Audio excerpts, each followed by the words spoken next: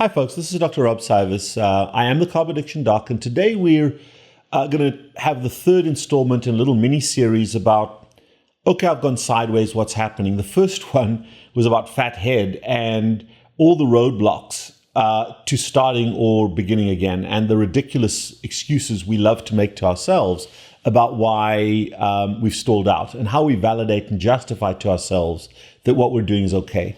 The second one was a pragmatic approach to restarting. It's called ownership, analysis, and correction of when you've made a mistake, when you've gone sideways, how do I do that?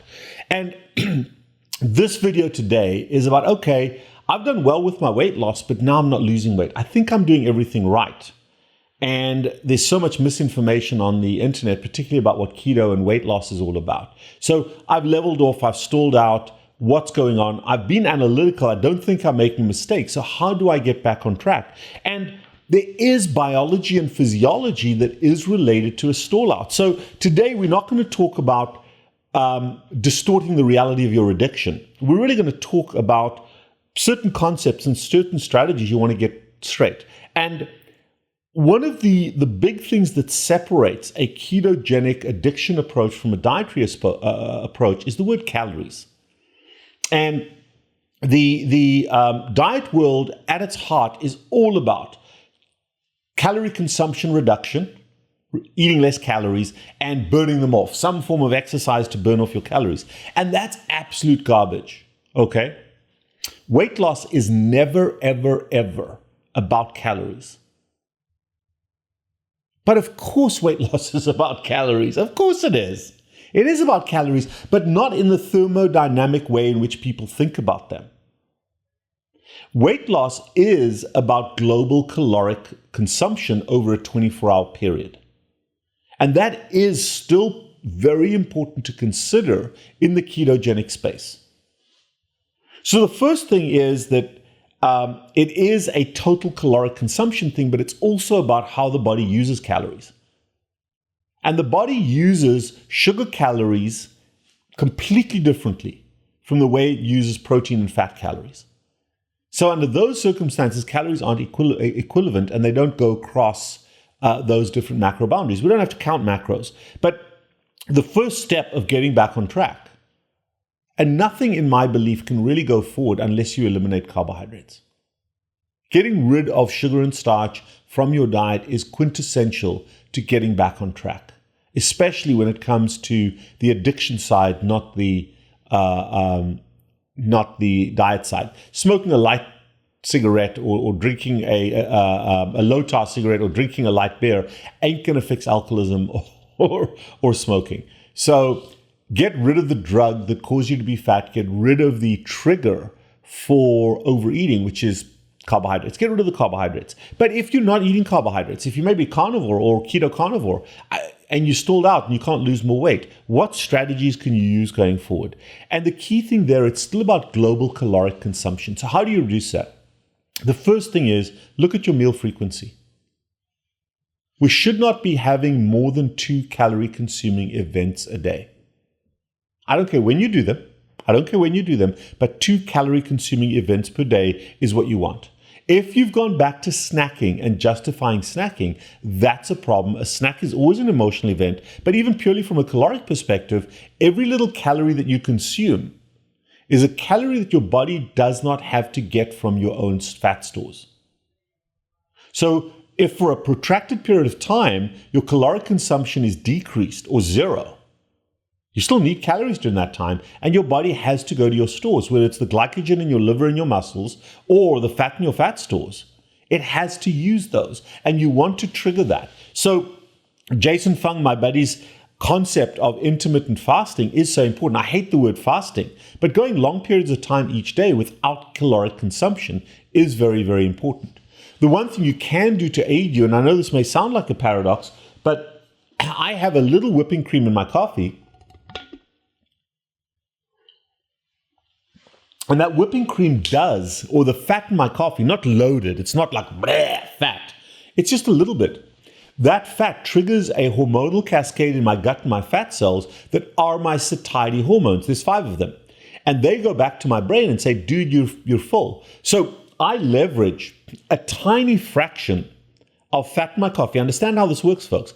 I leverage a tiny fraction of fat in my coffee that I sip on throughout the day to suppress my appetite as long as I'm busy, so that I only eat one meal a day. So that OMAD happens, one meal a day. So on other circumstances, I'm going to eat two meals a day. But in order to skip that one meal, I use a little bit of fat suppression in my coffee to skip that big meal that I would ordinarily eat twice. Now, it's not a crime. It's absolutely fine to eat 2 meals a day. But if you're trying to restart, if you're trying to get back on track, one of the methods is to go OMAD. And the way to go OMAD is to suppress appetite during the day, because you shouldn't be forced to do it. You get to choose to do it, and it's got to be pleasant. And if I'm busy during the weekday and I've got my coffee, I can quite easily eat 1 meal a day.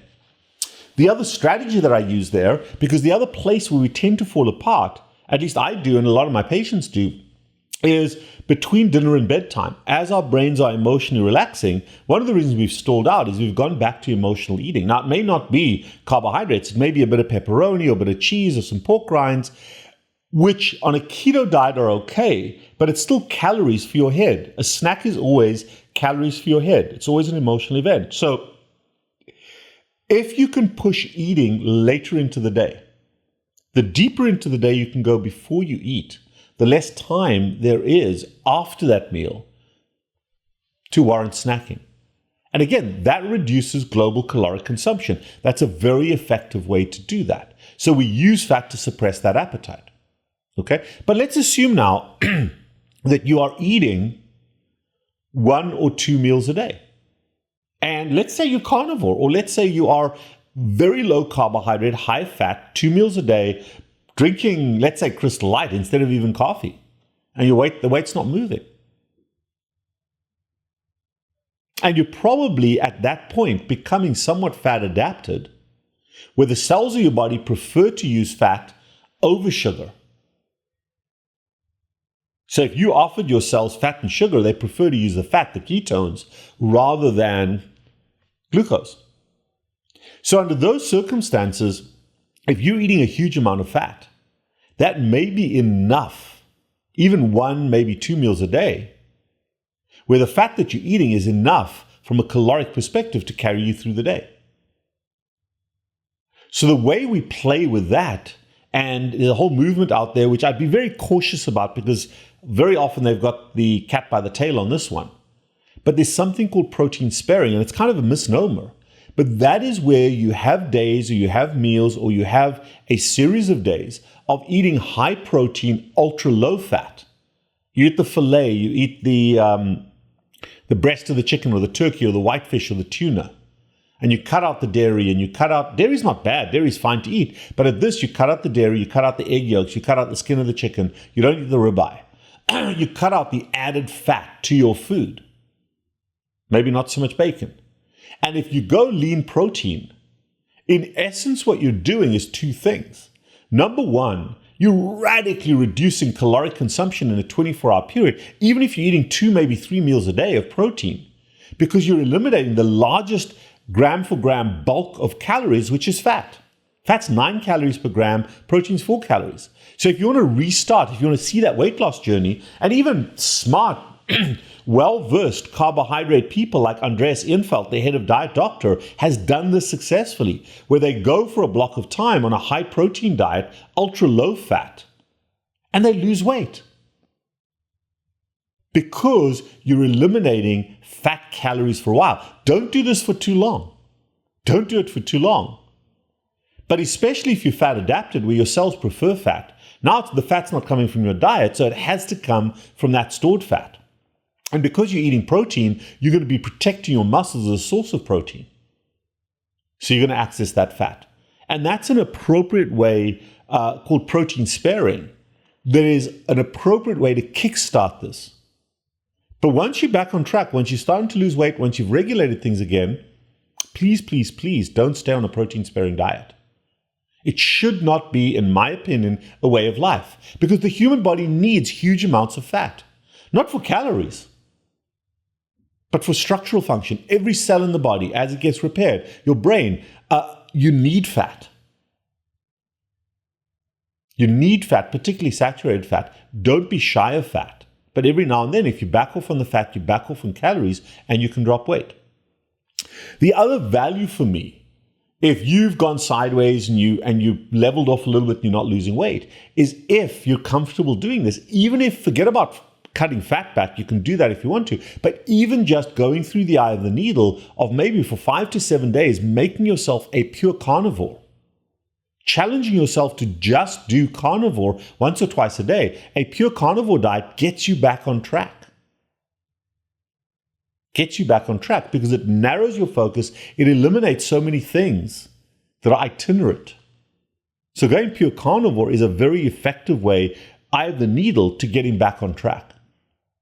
And then the other crucial thing to getting back on track is to never eat spontaneously. Eat preemptively. In other words, I knew last night when I was setting up my coffee machine for my coffee this morning, I decided at that time when and what I was going to eat today. So I knew last night what I was going to eat for lunch or dinner today. Actually, I'm just having dinner tonight. What I'm going to eat for dinner. So I'm empowered to look forward to that.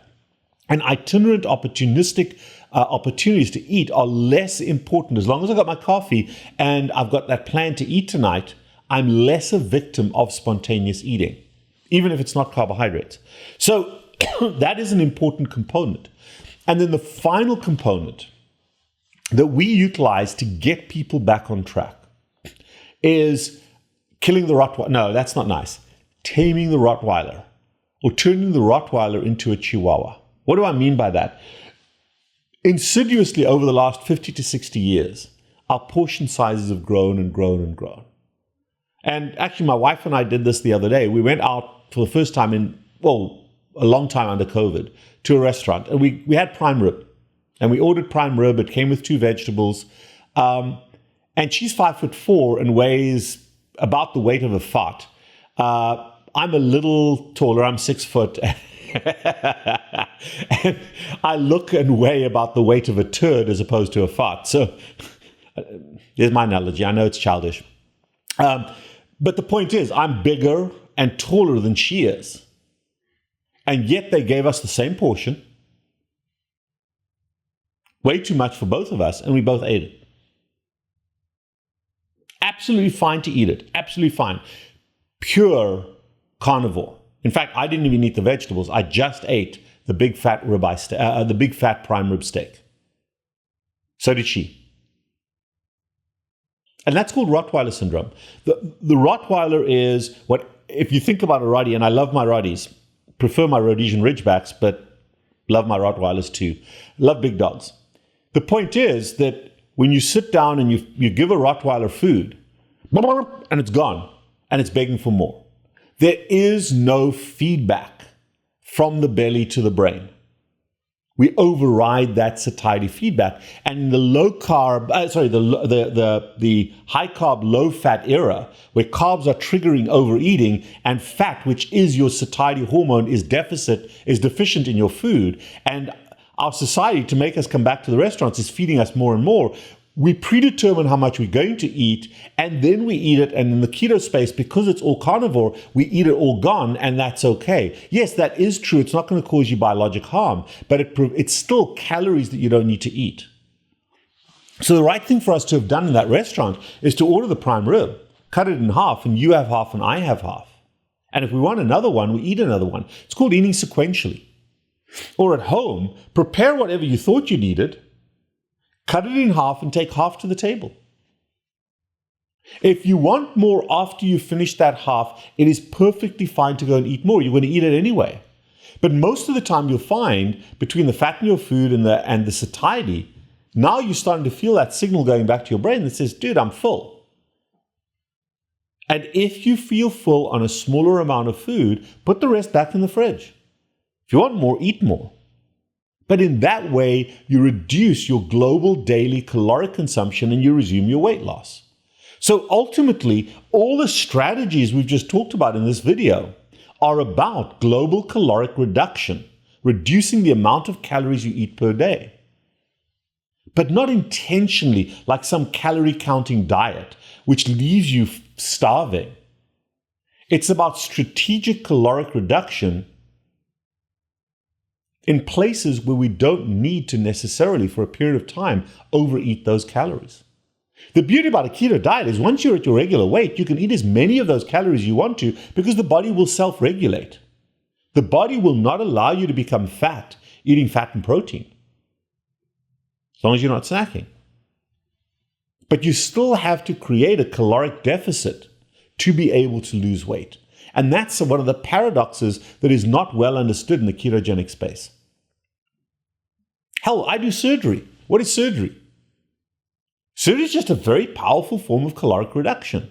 It reduces how much you eat to feel full, and it keeps you full for a long period of time. No different than the strategies you've just discussed. And if you're struggling with those strategies, or you're enormous and you sit and you can't lose that weight quick enough, surgery is the best strategy for caloric reduction.